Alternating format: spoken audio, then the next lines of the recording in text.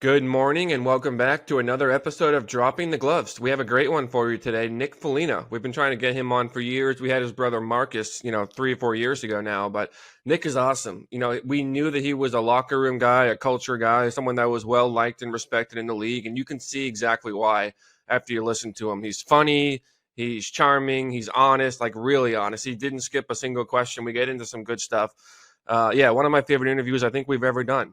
And at the very, very end, we did lose John for a couple, I guess the last maybe minute and a half. His computer broke down just randomly, just shut off the blue screen and everything. He was very frustrated, but luckily we were almost done. We closed it out right after that. So just look out for that at the very end. But this episode, as all episodes, are brought to you by Bet365, the proud partner of Dropping the Gloves.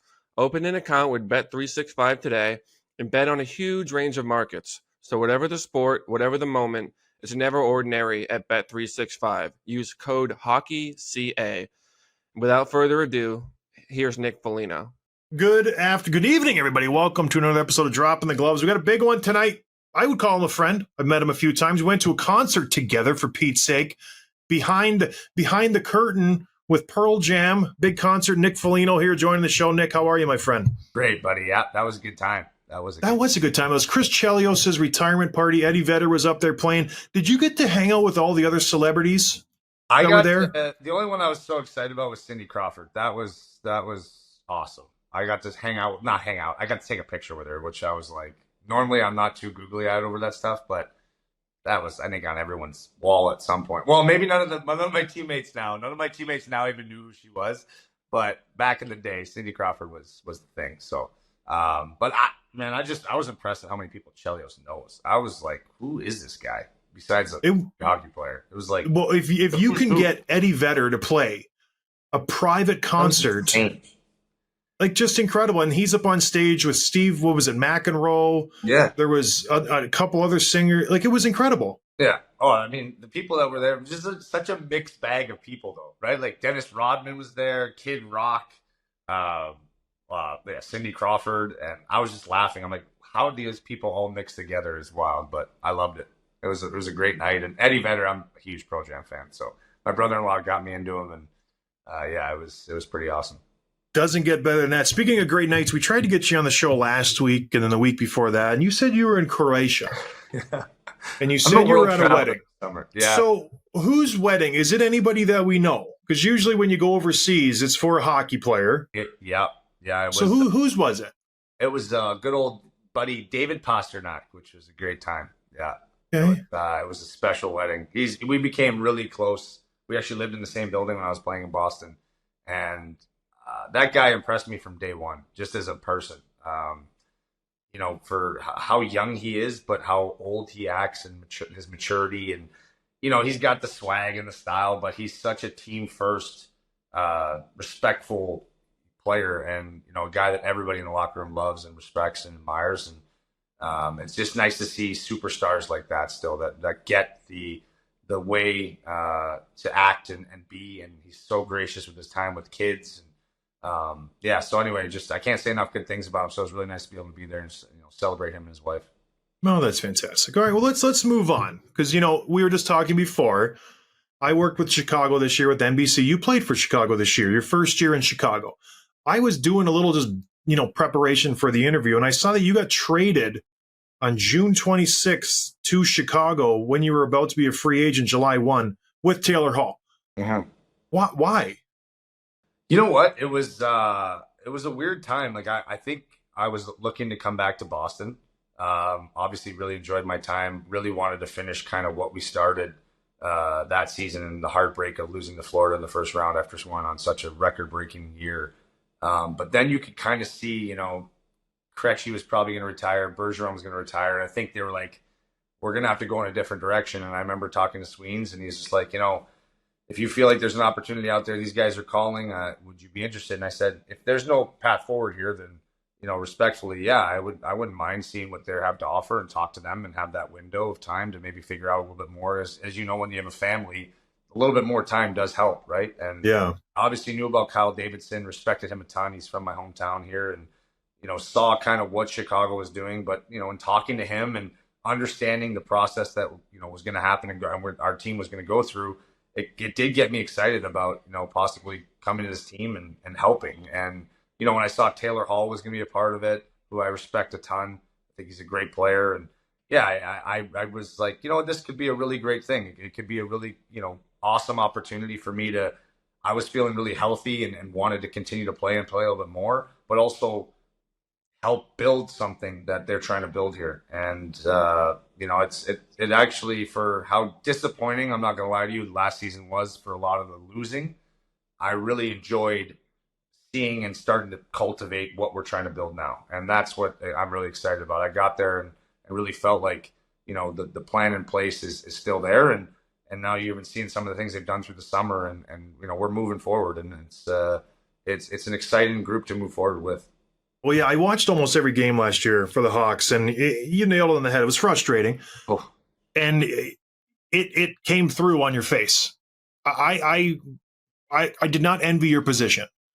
After every game, they would go to you because you took the bullets for the team. You were the pseudo captain. Everybody knew it. And at what point, was it hard? Because you have to you have to be the leader for this team. And you're the guy they put up on the podium every single night. And you're coming off some losses where it's like, man, that was not our best effort. How did that wear on you a little bit? Because in your career, you've been on good teams throughout. Yeah, and that's honestly it's not about me, but I think you get to a point where you're like, wow, I have been really fortunate to not be on some of these bad teams. And you realize when you are on them, how infectious and contagious they are. And you see how you're like, okay, now I understand why that team couldn't really get going. Or you see some of the teams that have struggled over the years and they can't find that. And it's scary when losing is contagious just as much as winning is. And that's what I think bothered me, is that, you never want to give into it. You never want to be okay to lose. You have to hate to lose and hate that more than you love to win, almost, and that's the mindset that I think you have to have in order to pull yourself back into contention and have that, be your identity. And so you fight with it because, we weren't set up to really succeed last year. We had injuries too, which didn't help. We had some crazy circumstances throughout the year. But, as a competitor, you want to see guys put their best in. And honestly, the group we had, I have no complaints. I think guys gave their absolute best. And, I appreciate everything that every guy gave. A great group of guys to go to work with. But it wasn't good enough. And I think you have to be mature enough at this level to say, hey, you know what? Things have to change. And I think that's where you fought with, the years. Like, hey, I know we're rebuilding. I know we're not supposed to be good, but we can't give into that either. You can't just be okay with that. But also, now let's do something to get us back to, okay, are we climbing the ladder here? Are we actually showing that, Connor, you're going to be surrounded with better players. Alex Vlasic, you're going to be surrounded with better. Let's grow these guys into the culture and the identity and the team that they should be around, so they understand what it means to play meaningful games and be good pros. Because that's what I had done for me. Yeah. Right? You come into a good team, here's the standard. It's not because we don't like you and you're a young kid.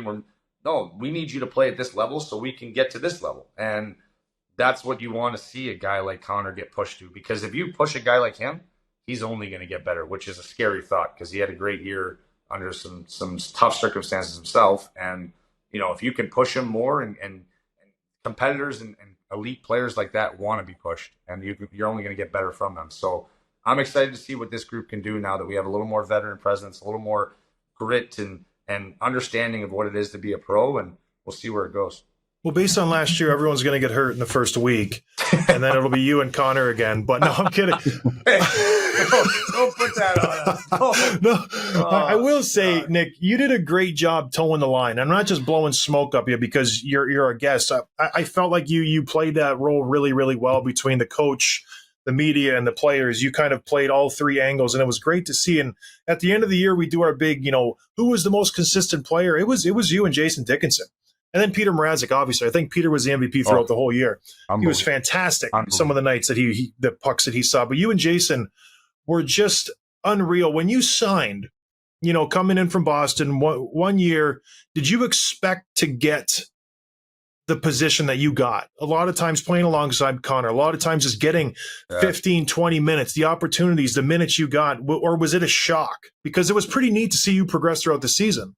Yeah, no, you know what? I wanted the little extra responsibility. I'm not gonna lie to you. I think, playing in Boston in that role that I accepted was 100% because of how good our team was. But I was Yeah. looking like, okay, if I'm coming here, I want to be able to not only talk but show how to play as a pro in this team, right? And so you wanted that added responsibility, and I appreciate that Luke trusted me with that, but also it has to come with your play too, right? So I felt like my play was really growing in Boston, and with the minutes you got, you just had to make the best of it. But I was looking for a few more minutes, so I appreciated that I got those opportunities. But it's a responsibility and a privilege to get those minutes too, right? So I always try to make sure guys realize that, like, hey, listen, you want first line minutes. Are you producing? Are you doing the little things to get minutes, right? And I had to learn that at a young age, and every guy does. But I also understand, like, in order for us to move forward, we need more guys taking on that responsibility. And if it means I have to take a back seat to somebody because they're doing the job better, then that's only going to make us a better team, right? And I'm looking forward to that. But you talked about a guy. Listen, I didn't know much about Jason Dickinson before I got there, to be honest with you. What a player! What a great leader in our room! What a great teammate! What a competitor! So I was really excited when he signed, Peter signed. You could start to see there was an emphasis on the right type of people that we're going to keep around and build this with. And you already had that with the Seth Jones and the Connor Murphy, and now Bedsy. They signed Alex Vlasic, and but it gets exciting when you start to see the pieces, and then you add in some of the guys this year. So I'm excited now to put the confidence that I got from last season into this season, and hopefully continue to play well and help this group. So how, I played a little bit. I was always excited to go into the room and, who am I playing with today? What jersey do I have today? How excited were you or nervous when you walked into the room and you go, "Ooh, I'm with 98. Yeah. I'm with the kid." Because that's like, it was you, him, and Khrushchev was a great line together. What was that like? Was that nerve-wracking? I mean, not nerve-wracking in the sense that you just want to help, right? Like it's Bedard, Nick. It's Connor Bedard. Yeah. Come on. Yeah. I guess maybe I played so long that the shininess wears off after a while. But no, listen, was he ever fun to play with? I enjoyed it. Special player. But I really did. I wanted to make sure that if anything, I was helping him get the best out of himself. Whether that was sometimes tough love and some nights like, hey, you got to be better here. He heard it from me, or building him up too. Like if he didn't feel like he had it, I'm like, hey, you got this tonight. And vice versa. He taught me things. Like he would do things on the ice that I'm like, oh, I didn't think of that. And then you start putting that in your bag and watching a kid at that age where you're learning things from, it's impressive. So yeah, I hope he learned from me as much as I learned from him, and vice. Like we had that chemistry. I think we really enjoy each other as competitors and people. And listen, he's 18 and he had so much going on, and I thought he handled it really well. And there's still room for like growth. That's the beautiful part. Like he's so raw, even though he's so refined in a lot of ways, right? Like he's polished. He can speak to them, but he's still learning how to be a pro. He's still learning the consistency side. Mm-hmm. He's still learning how to be the best version of Connor Bedard, which is really exciting. Like, and even Philip Khrushchev took a huge step this year. I want to see him take another big one this year. I guess this is his time to keep showing that, okay, I earned this spot, right? I've taken a huge step, and I'm going to come in and I'm going to ask for more. I'm going to do more. And it was fun to watch him play the way he did this year. And, I like the pieces we have. And, absolutely. You get excited. Obviously, you get excited for the responsibility. I think like when your coach or your team values you in that role, that's a good feeling as a player. Yeah. You're like, all right, I'm doing something right, where no one's like, oh, what the hell's this guy doing? Like, it's like, all right, let's go tonight. And you're excited. Yeah. And if it wasn't me that night and I was playing on a different line, I was excited for that next guy to get that shot too. And that's how you build a team. What I noticed was, and we talked about it at length on the pre and post game show, there wasn't a lot of, other than you, there wasn't a lot of guys who would throw down, and it was noticeable when Ben Smith took out Connor. Yeah. You stepped up. He's out of your weight class, but I think that was, a key moment in the season where people are like, okay, this is Nick Foligno's team. He's stepping up. Other people maybe could have, but you stepped in to fill the void and went toe-to-toe with the tough kid, and that kind of solidified your spot on, not solidified your spot, but just said, you put your stamp on this team. You don't have the C, but you're the guy on this team who's kind of taking care of everything. Did you see that as that galvanizing of a moment for this team, or was it just another fight for you? Well, I mean, yes and no. I wanted to make sure that it was a message sent to everybody, not just, and also Connor. Like, listen, you got wronged, and listen, it was a clean hit. Yeah. First one, but it was predatorial in the sense that he sees a kid coming with his head down. I'm pretty sure Connor learned his lesson, but you're going after our best player. And that's what I said. Like, some people are like, oh, it's a good hit. Why they no, listen, he knew exactly what he was doing, and he's an honest player. I like Brent Smith. He's a great player. We've had a couple fights over the years. I think he's a hell of a pro. But you're going after one of our best players, just like I would expect the response if I did that to one of theirs, right? That was the message that I wanted to send. Like, we're not going to allow that to happen on our hockey club. We're not going to allow that to happen to one of our brothers.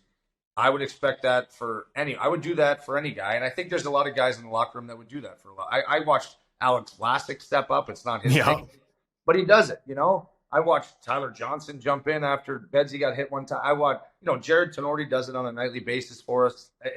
There's a note. Connor Murphy is one of the best examples. He does it all the time. Murph gets in there, yeah. Yeah, and so there's guys that do it, but it was just, it was my opportunity to be that for the team, and I have no problems with it. I grew up in that era of those things. That's what you did. That's the culture that we had, and that's, I think, also how you build a culture and a camaraderie in your group.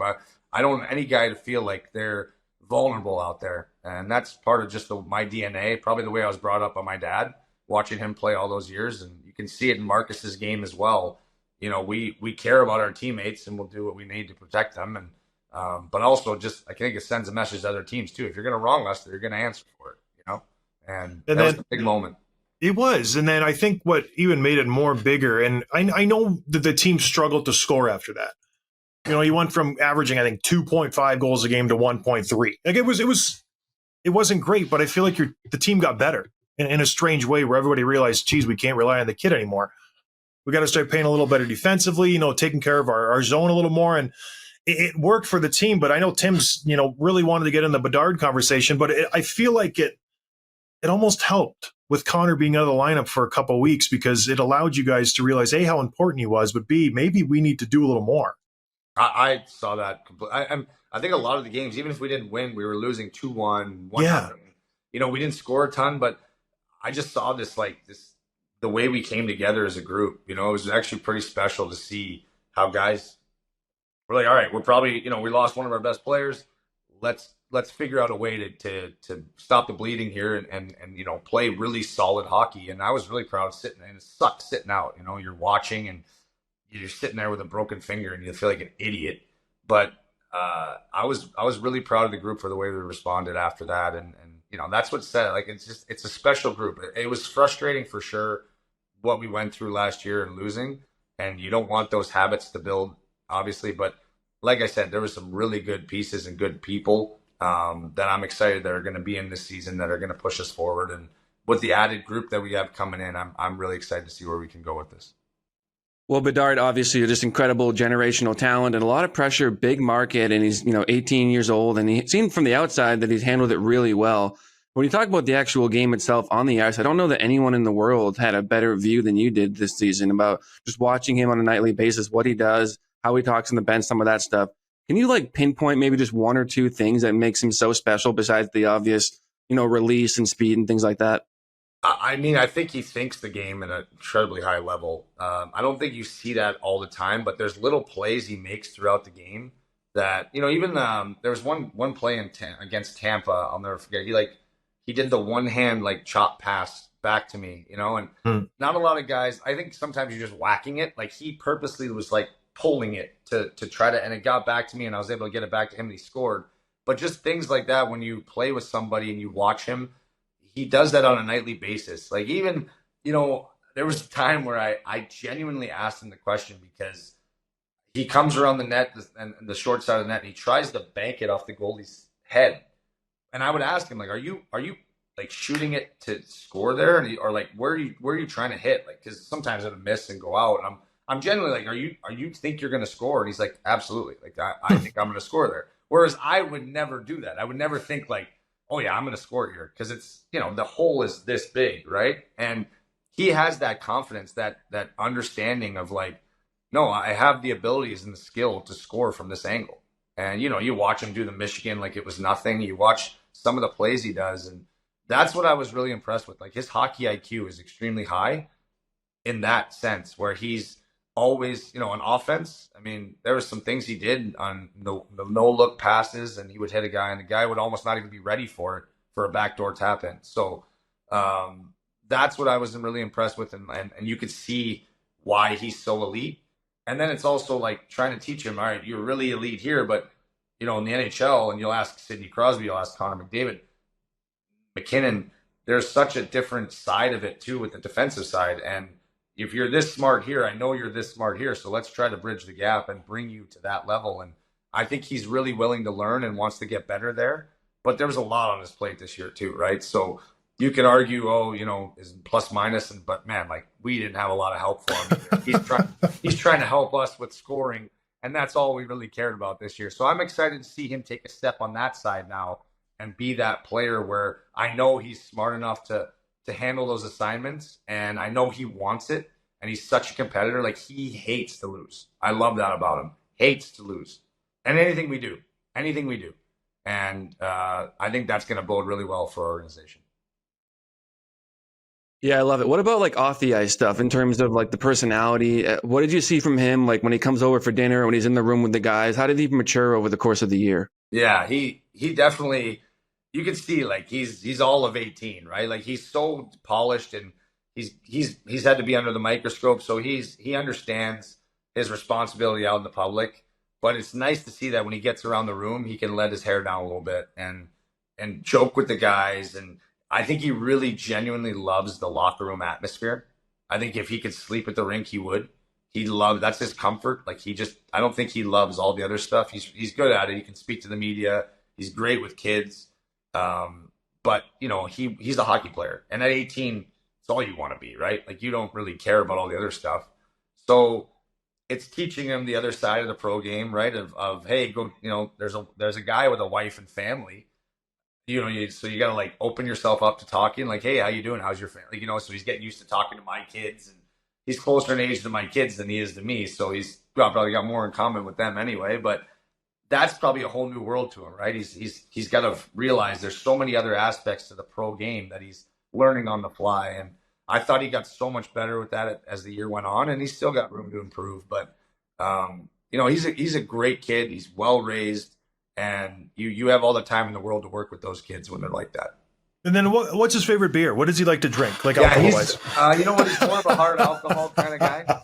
I don't think I saw him have a sip of alcohol, which good because he's underage anyway. But not in Montreal, I guess. So, yeah, that's true. But yeah, we'll maybe try to loosen him up. Now that he's 19, drinking age in Canada, we'll loosen him up a bit. Have a glass of wine at dinner. That's funny. All right, one more in Chicago. 2 years, 4.5? Yeah. That's a big number. Yeah.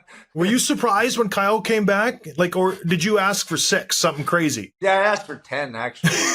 You and Konechny from Philly. No, you know what? It's hard to say, right? Obviously, like 36-year-olds aren't signing deals like that. So I understand, but more or less, I understand the responsibility that comes with that. Listen, they're not handing out that money if they don't feel like it's worth it. And also, the amount of work that's going to go into the next few years. And, I appreciate their belief in me in that number. And it's not really about that, but it's also, there's a job to do. And, my dad always said, like, you need to step on the ice and feel that you're valued for what you're going to bring. And, obviously I appreciate the commitment from the Wirtz family and the Chicago Blackhawks. And they're but I take this job seriously. I'm going to put my body on the line. I'm going to do whatever it takes to help move this team forward. And so, the contract aside, I'm just appreciative of the opportunity to help this group. I honestly was looking at 1 year, and they wanted a little bit more. So that was a weird thing to negotiate up. But I'm thankful now because I do feel like I have a real opportunity here to really help. And, and I know that I'm going to be here, and they believe in what I'm trying to do and what a lot of other guys are trying to do, and doing it together. That's what it's not just me.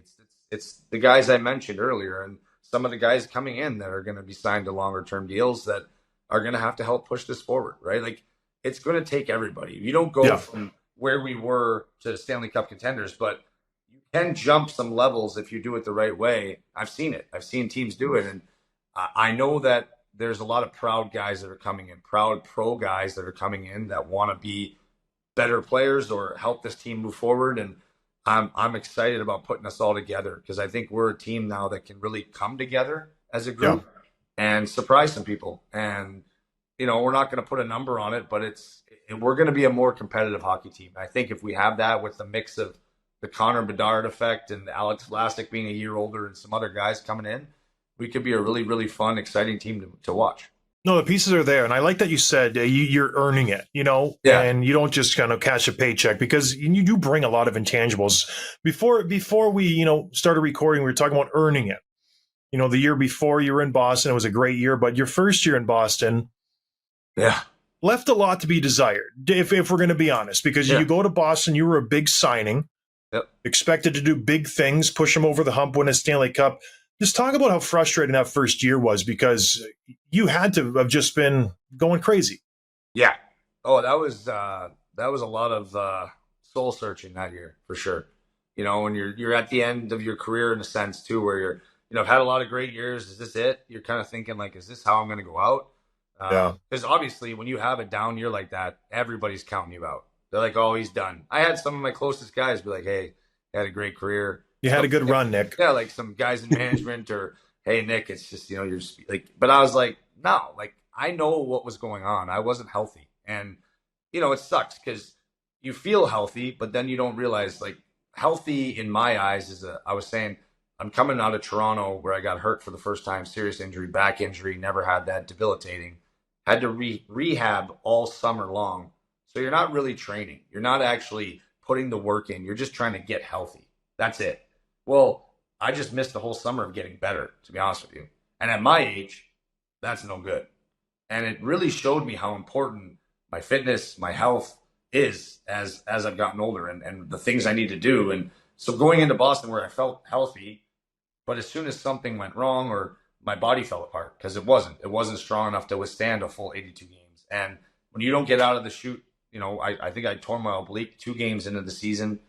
And then you go MCL, then a concussion. You just never can quite get going, right? And you're fighting it, and you're trying to be a good teammate, but you're freaking miserable. Sorry, pardon my language. You're miserable. I knew I was gonna slip one in. Sorry. But that was really hard for me because you're a proud guy, and you can help, but you can't, right? And so I was just so dedicated to getting healthy and training my butt off that whole summer to show my teammates. This is the real version of me that you're getting. Oh, yeah. I was really proud to be able to do that in Boston that last year and have a special run with that group. And it was a really special group of guys. I was so thankful to be a Boston Bruin those 2 years because it taught me a lot about a culture, one that we had in Columbus for a lot of years when I was there. I'm really proud of, but had lost it over time as we just started to lose some pieces. And you can see when you have it, how special it is and you want to hold on to it. And that's what I'm hoping to bring here to Chicago is that culture, that identity, that beautiful thing when you walk into a room and you're like, whoa, there's something special going on here. And that's what I want people to feel when they walk into the Chicago Blackhawks dressing room. I want them to feel what they probably had in those 2013, 2015, 2010 runs where this is a special group. And, you know, I want Connor to feel that. I want Alex Vlasic. Maybe I'm not around to see the results of it all, but I hope that we can build that so that when I leave, I'm like, they're going on a run. This is going to be fun. And maybe while I'm there too, we'll see. But that was an eye opener for me. And I think why I have such an appreciation for playing still and such a passion. And, I feel better than ever. Well, hopefully that second year in Boston, you felt the turnaround from the fans because you were a fan favorite. You were one of the most, just rooted for players on the whole team. And whether you were fighting, scoring, whatever, it was just, I think you totally won people over and hopefully you felt that. But the second year, it's easy to love a guy when everything's going as well as it did that season for you guys. And I have to ask about the playoffs just because, it's been a couple of years now, but you have a record-breaking season. You go all in at the trade deadline. I know. Had to bring it up, Tim. Still not healed. Yeah. Too soon. Now that it's been a couple of years, how do you make sense of it? What happened and how did it go that way? Honest to God, I think we just had a spoil of riches. And I think it was just so hard with the team that we had, because if you remember too, when we brought in some of the guys that we brought in, I was hurt, Taylor Hall was hurt, and then now we got healthy, and it was like this. We had this group that ran for a while, and then you bring in these other guys. And now they ran for a month, so it was. I'm sure for Monty, it was like, who do I put in? And you almost overthink it because we were doing so well in the series, and then they claw back, and and then he's like, "Hey, which goalie do I go with?" Because both have been great, and then I'm sure it just was like, I have too many options, and I think it can get confusing, and then the mojo is kind of lost because we had Bergie out. I don't know if you remember, Kretsch was hurt too, and now you got to get them back in because they deserve to be back in. But we just won without them for 2 games, so it's like, how do you not put your captain? It's just there's so many good players sitting out. It was almost too good of a team. And honest to God, it was almost too good of a team. And I think Florida just played on that. They played on the doubt of they're just coming. They were nothing to lose, and they just kept scoring the big goal that we just never could seem to find. I mean, I think you remember Marshy had that breakaway.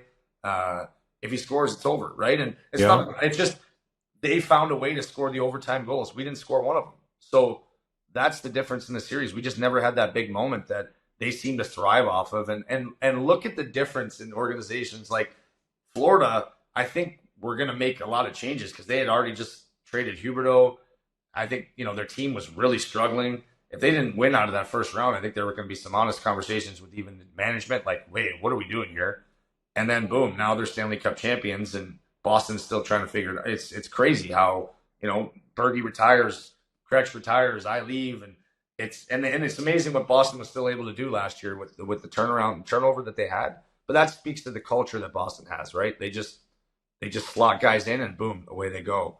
And so yeah, it's one that doesn't sit well with me still, but that's sports, and it's amazing what could have been though. Oh man.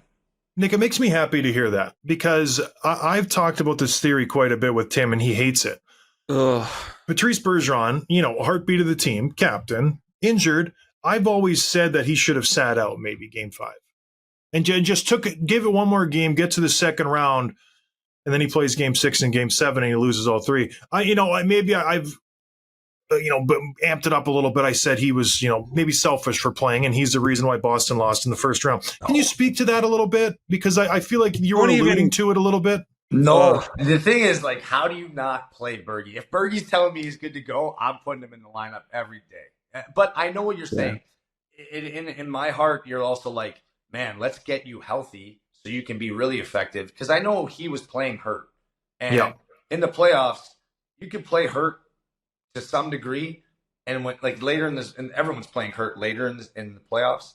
But first round, you're up 3-1. Everyone's still pretty healthy. So when you are hurt, it is noticeable. And, I think Bergie definitely felt that, but you got to go with your horses, right? And that's the hard part. And that's what I'm saying. There's so many guys that just, I'm sure Monty was like, who do I not put in? And then he scratched me in game 7, and it was like, you're just like, that was your decision. But I get it. He's like, big mistake, Monty. He's young, he's ready to go. And I'll never agree with it, but I know he's just in his mind, he's doing the right thing. And, it sucks because it's no one's fault. It's all our faults why we lost, right? That's the reality of it. It's all our faults. We all had a hand in it, but it's the spoil of riches that we had. And I honestly think Sweens did too good of a job. I'm going to blame. But it's mostly Bergie's fault, you would say. Yeah. Never. That guy will never get blamed in anything in my eyes. He's one of the best. I can see you're saying it with your eyes, though. Yeah. No. Well, you were just at the wedding with a bunch of the guys, and one of the big questions that everyone's wondering right now is, when is Swayman going to sign? Have you heard anything about him? You talked to him at all? You know what? We didn't even get into that conversation. There was way too many other things going on, but I got to think it's going to get done. I mean, he's too important, too good. Yeah. I'm sure, it's just the politics of going to arbitration or almost going to arbitration last year. I'm sure he's just like, hey, I had a great season. I backed up my talk. I want to get paid for it. So rightfully so. And I mean, he's an elite goaltender in this league. I know you could say he hasn't won anything, but it took Sergei Bobrovsky how many years to finish the job too, and he's won 2 Vezina. So I think Sway is the next wave of elite goaltenders in this league, and If he doesn't, if they don't, if he doesn't stay in Boston, I'm sure there's a few teams that would swoop in. Hopefully, the Chicago. No, we like our goalies. I like who we have actually, but I think we'd all take a Swayman. That's for sure. He's Heck yeah. Great guy too. So talk about playing in Boston. It's a big pressure, environment. The team before that, Toronto Maple Leafs. Short stint, Nick, in Toronto. You mentioned you had the bad injury there. You get traded at the deadline for a first rounder. Big pickup by the Leafs. You were the highly sought after player going into the deadline. Yeah. What was it like going to that pressure cooker? Because you talked about a team, going into an environment, going into a locker room and feeling it. Boston, you could feel it. I was with those Chicago teams. I could feel it when I walked into that room. Did you feel it when you walked into the Toronto room initially? You know what I was excited about in Toronto was that I felt like I could really help on the ice and off the ice. The culture, just to get them over the hump and have some snarls, some attitude, some personality in the room. And that's kind of why I picked going there. I just felt like I could really put a stamp on that team. And that's probably the thing that really bothered me the most, was one team that I was so excited to go to. Even the history of it, I'll be honest with you, like playing for the team that my dad played for, it was one of his more successful stints when he went to the 93, they went to the semifinals. Screw you, Wayne Gretzky. It was a high stick. Totally a high stick. It's embarrassing. Anyway, ruined my childhood, but whatever. No. But to go there and really feel like, this is an opportunity to really help move this team. There, couldn't get over the first round. I was just excited to, the only thing I'll say is I never got to play in front of their fans, which sucked. Mm-hmm. Empty rink, COVID, no offense to Canada, but it was freaking miserable there. I hated it. I hated that experience. I left my family back in the States because my kids were in school and I just didn't feel like I wanted to move them up because there was so many restrictions. So that was hard being away from my family that long. And then on top of that, then you get hurt. I was actually playing really well first few games in, and then for whatever reason, my back I remember it actually. I remember I woke up, we had a long flight back from Vancouver, got to Montreal, Vancouver, got to Montreal, and I don't know if it was the plane or what, but just my back just was tight that night. And I went to stop in front of the net, and I have no idea why, but for whatever reason, boom, everything just locked up. I was completely stuck. Couldn't even get off the ice. Actually, it was funny. Josh Anderson was next to me, and we played together in Columbus, and he kind of like shoved me in front. I'm like, eh. And he's like, oh my God, you all right? I'm like, I can't move. So he was like trying to help me off the ice, and he was like, dude, what just happened? I'm like, nothing. It looked like nothing, but I don't know, just was that moment. And I think I was just so frustrated because I knew I was really hurt and I knew how much they had invested in me and I was trying to play through it, but I was a shell of myself, and to know that we were up again 3-1, which better not become a theme with me, but 3-1 and to blow it the way we did, it was just, it was baffling because I just couldn't help in the way I wanted to. I couldn't be in the room. I was always in the training room in between periods. I couldn't help galvanize the team. I couldn't do what I love to do and can do on and off the ice. And that was it was one of the hardest things. And I think that carried into that Boston season. And I was just so infuriating for me. And I'm glad I was able to overcome it mentally and physically and get back to the player that I know I can be. And I put a lot of work into it. But I also think when you go through those things, if you don't learn from them, what's the point of going through them? Yeah. I really did try to learn from those hard moments. And trust me, I'm sure the Toronto fans were as disappointed in how it all shook out. But I guarantee you I'm more disappointed. And that's something you have to live with. And that's that's sports, man. Yeah. So you mentioned earlier about not wanting to build that, losing mentality, getting used to losing. You want to, get used to winning and have that ingrained in you. Could you sense, you mentioned you weren't around the team very often, but could you sense once they, lose game 5, like, oh, okay, here we go again, because it's 3-2, and then, we lose game 6. Could you feel like they just didn't have that confidence to finish it off at that point? Yeah, I mean, I'll be. It's the reality of it. Yeah, 100%. When you don't have that success, that's what I mean. When you don't have something to fall back on, when you don't have those meaningful games to know that, all right, we can do this, doubt definitely creeps in. It just does. And listen, I'm saying that even coming from the Boston Bruins team that has that. Like it's human nature, right?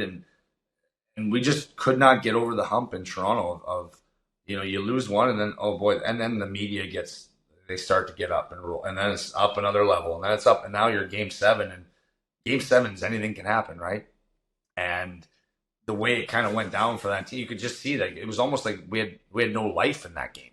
We had no in Toronto. I'm saying we had just no life. There was no. It's not because it was just like you could feel the weight of it all just playing on everybody.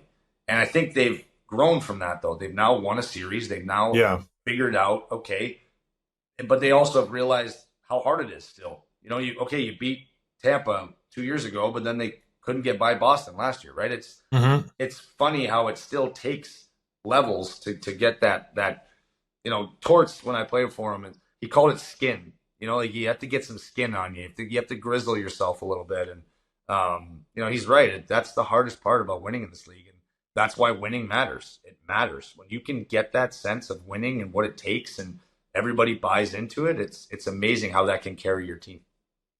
So I got one more before Tim's going to jump in and wrap it up. But you played on teams with just like incredible young cores. With the Bruins, obviously you had Marchand, you have the older core, you had Pasta.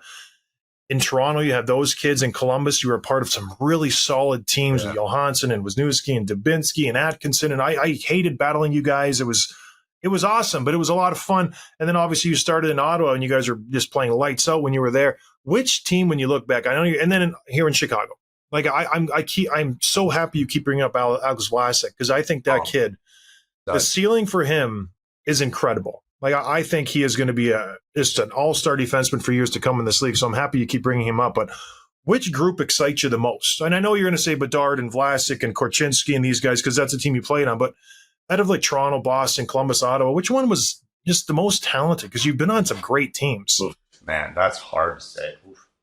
I mean, I've never played with a player of Connor's, stature, right? Like I've never played with a guy that is a phenom, and you can see like what he brought already to this Not team. even like a Spezza in his early years, but I never. So I saw Spez when he was like 24, and then I was gonna say, if I'm picking a team, if I'm being honest with you, like as far as a core, I was so proud of what we built in Columbus.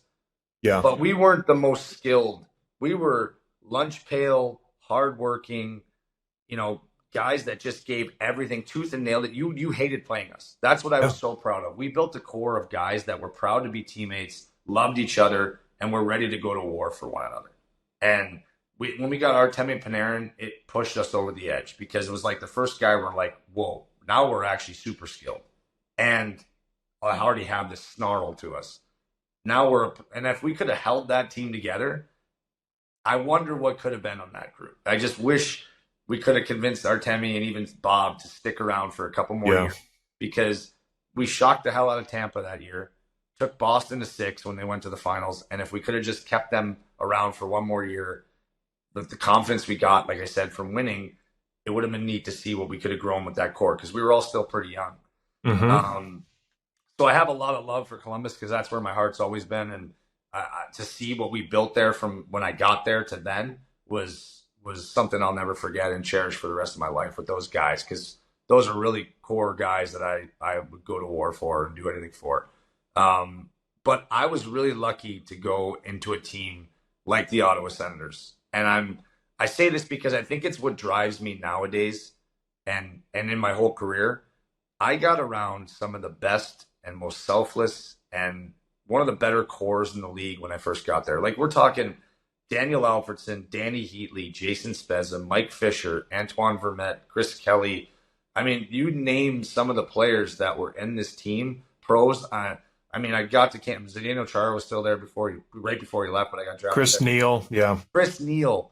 Then you got Wade Redden on the back end, and Erik Karlsson came into us after. The team, the core that I got to come into, and they just came off the Stanley Cup Finals. They were so special in how they taught me how to be a pro and how they were so tight-knit, because they had gone through some serious stuff throughout those years to become that group. And you could see the pride they had. We are the Ottawa Senators. We are the cream of the crop. Everybody wants to be as good as we are. They had the big three in Spezza, Alfredsson, and Heatley, and they were such good guys and good pros, and they taught me what it meant to be that, and how much that was valued, like, by me. I didn't realize how lucky I was to come into a room like that until you leave one, and then you're like, whoa, that was special. How they took me under their wing. Sometimes it was tough love. Sometimes it was like, hey, you're not doing what we need you to do, and then you get either sent down or you don't play, or they're coming after you. They're like, hey, this is the standard you have to get to.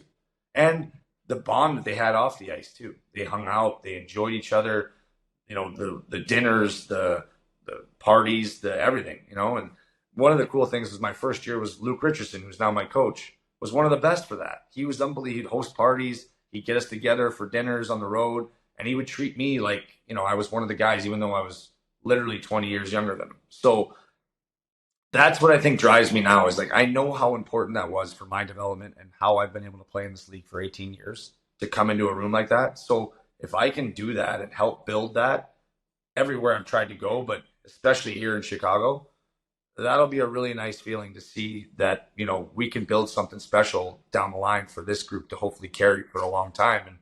And that's the beautiful part of playing pro sports and being on a team and being an elite team for a long time.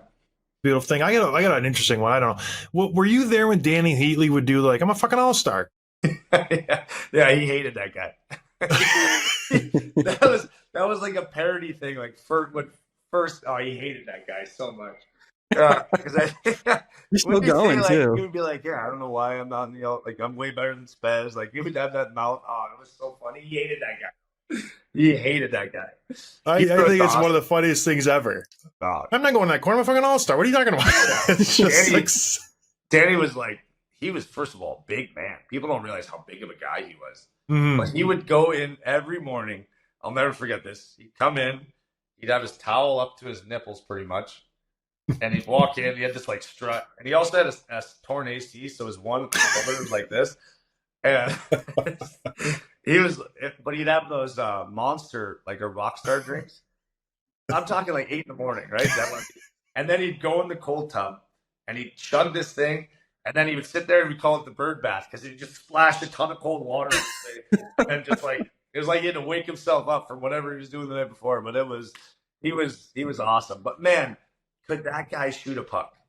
Like, that was one of the first guys I can honestly say, I was like, I've never seen, he could shoot anything. Spez would throw him knucklers and it would be under the bar. It was so neat to see like what a true sniper was in the NHL at that time. He was coming off 50 goals every year, and I was like blown away by, and I'm telling you, I was so lucky to come into that room, the education I got, and those guys were so good to me. And yeah, I was blessed, man. I'm telling you, it's important to come into rooms like that. Like, that's what I'm saying. When you come into a room that's not like that, yeah, see why either that team doesn't do it, or some of the players that come out of there don't quite get it. Till maybe you're like, why, this guy's so good, why can't he figure? Well, it's the culture he might have came into and doesn't know any better, so you have to reteach him, and that's what I was really lucky. I felt like I got an education on what it was to be a pro and a good team on a good culture, and I've tried to bring that everywhere I've gone. So I think, all right, Tim, take it away, Tim. Sorry, I just had to ask that. That's funny. Yeah, it's good. Yeah, we'll wrap up with some rapid fire questions. And the first one is actually kind of teed up perfectly. Who's the best captain you've had and why? Oh, man. Alfie was incredible. Just because he was so good to me. We actually hit it off pretty well. It kind of reminds me, I don't know if Bedsy will say this, but it kind of reminds me of me and Bedsy, just the age gap. And I would go over to Alfie's house and play with his kids, and he'd have me over for dinner, and just the way he would take me out on the road. And there's a funny story with Alfie. It was like my first welcome to the NHL moment. I went into like a Gucci or Burberry store with him, and he's like, yeah, I'm 19, I have no money. And he's walking in and he's got like 3 different things. He grabs them, and I look at one of the shirts, it's like $600, and he's got like 2 of them. And I'm like, oh my God. I'm like, this shirt's $600. He goes, oh, really? He goes, I've never looked at price tags. I was like, this is the NHL. This is amazing. But that was, and he had that like sarcasm, which it probably was joking, but honestly, that's just how he was. But he had this like confidence, and also what I admired most about Alfie as a captain was his consistency. And I think that anyone will say that. That's why he's, a Hall of Famer. That's why he played the same level all the time. He never had a night off. He never had a bad game. And if he did, it was an anomaly. It was right back to the elite status he had to be at the next game. And I liken that to Bergie. I mean, he's the next best example I can give is the consistency, the way he made his teammates feel.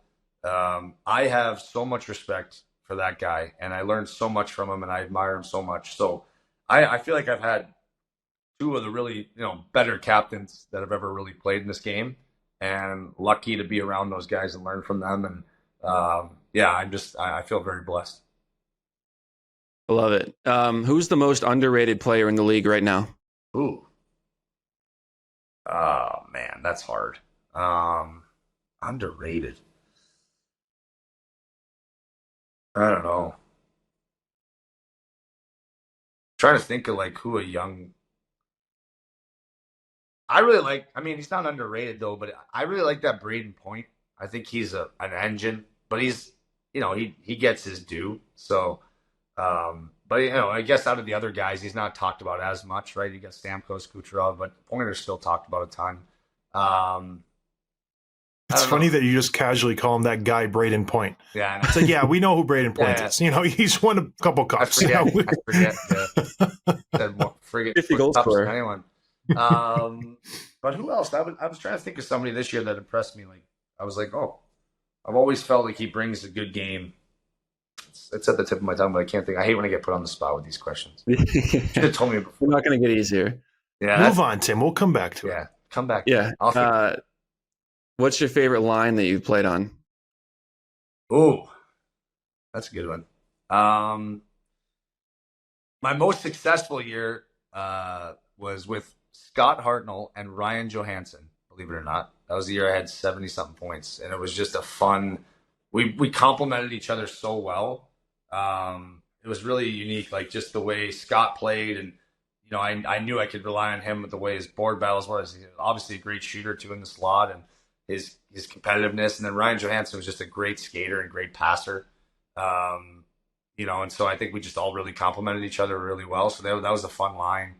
I've loved, I don't know, it's hard to say though. I played with Alfie and Mike Fisher, which was a dream. I had so much respect for Mike Fisher. I think he's one of the all-time greats as a pro and person in this league. That he took me under his wing. So to play with a guy like him and Alfie at the time was pretty special. And especially being a young player, they probably didn't want to play with me, but I was excited to play with them.